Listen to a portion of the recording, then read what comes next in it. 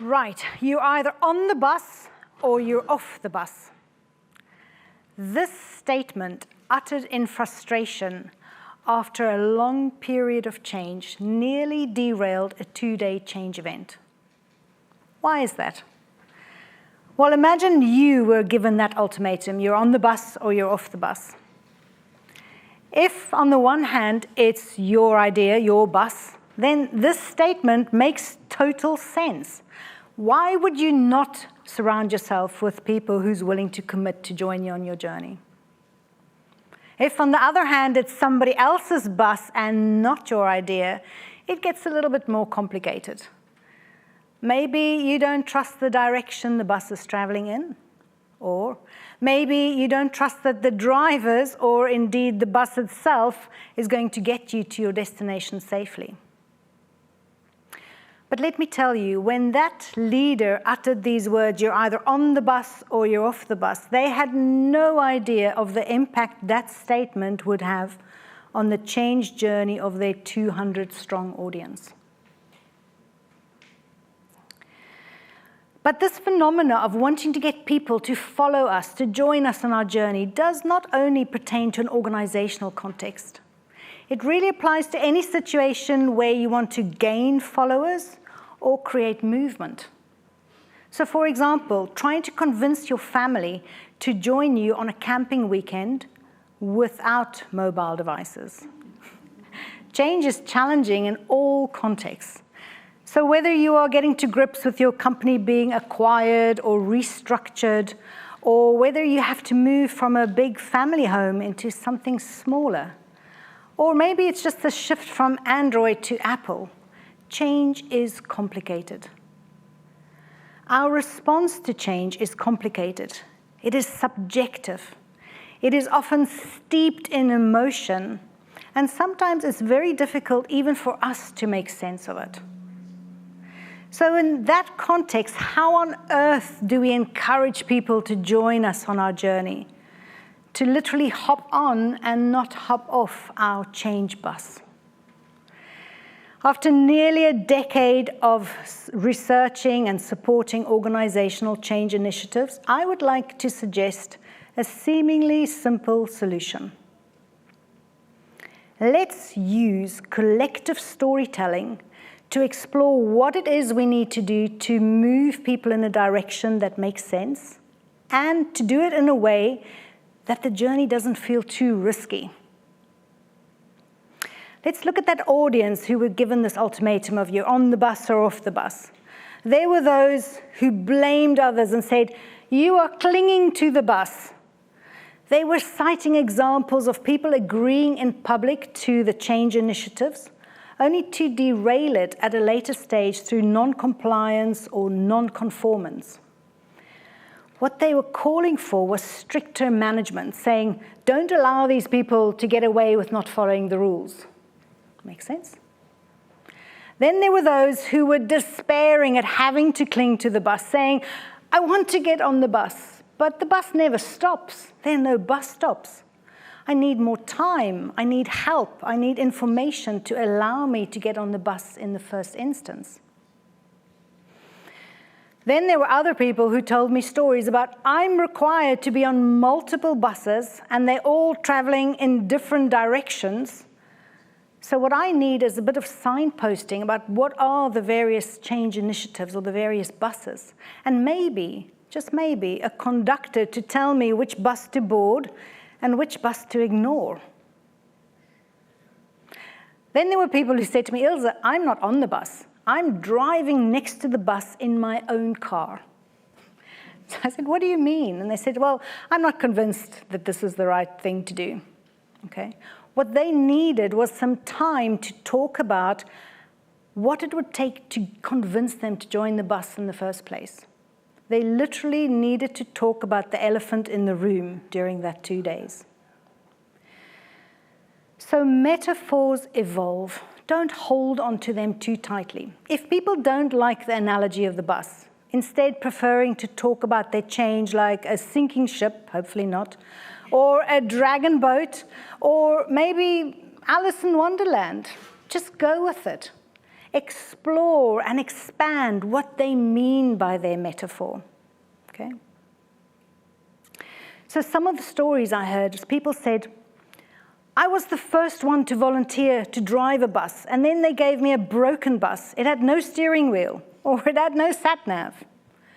Others said, I got all my people to join me on the bus, and then there were no seats, literally. Or we had no seat belts, and it was a bumpy road full of potholes. Other people said, I was on a bus that had 2 drivers constantly fighting for control over the steering wheel, and they nearly crashed us over a cliff. Sounds familiar? So don't be surprised if the narrative or the stories are less than positive. In my experience, people first need to talk about the pain, what's not working well, before they are able to reframe and start looking for the positive or that proverbial silver lining. But don't let this scare you. It is perfectly natural. These very same people that were talking about the painful experiences also knew and could identify what it was that was causing their discomfort. And they had a pretty good idea of what needed to be done to improve their journey. As a matter of fact, their recommendations were not rocket science. It was purely plain common sense. So, if leading change is plain common sense, then why is it that we still struggle so much to get people to move with us? Might it be because we don't offer them the time or the process to join us on our journey? I believe storytelling is a great process to start the journey, but it doesn't add any value if we don't learn from the stories and then act on the stories to move forward in a way that makes sense. Okay? So let's explore again some of these stories that we've heard. There were some people that said, I feel like I've been run over by the bus. If this is the case, and we ignore the plight of people like this, we might find that on our bus we are joined by wounded passengers, bleeding over the seats, hopefully not, putting their feet up on the seat, trashing the bus. They don't care because they don't feel cared for. Or maybe they are sabotaging the bus, letting the air out of the tires, sitting in a meeting and saying, oh, don't trust these people, they don't know what they're talking about. Or maybe they are adding graffiti to the bus, talking out of school to their clients, to their customers, their parents, their friends about their terrible work experience or home experience.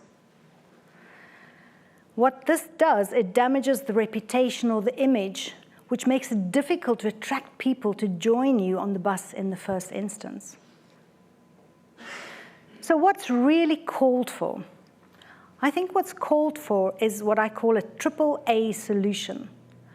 A good quality conversation that allows us to get awareness, alignment, and action. So what does this AAA solution look like in a workplace? It's pretty simple. It's just inviting people into a meeting to talk about what are the plans, how do you feel about it, what do you think we should stop doing or start doing to move the plans forward. In a home situation, it might be convening the family around the dinner table, talking about that camping holiday, and hearing their concerns and their needs, and then making plans accordingly so that a good time can be had by all.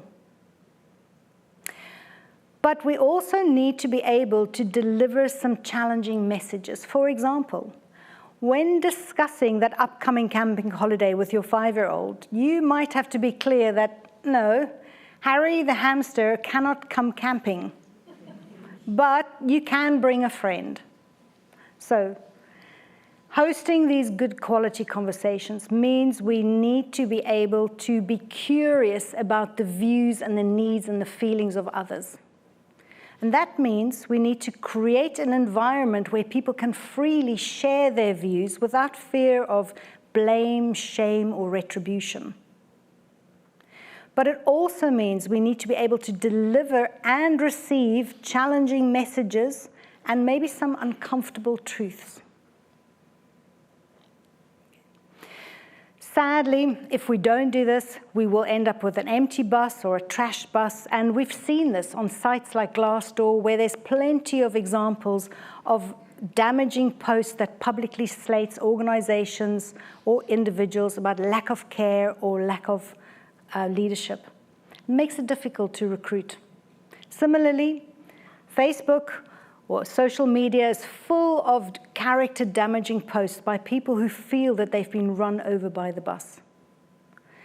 I honestly believe that if we want people to follow us, we've got a moral obligation to lead with care in such a way that makes it possible for people to follow us without being damaged.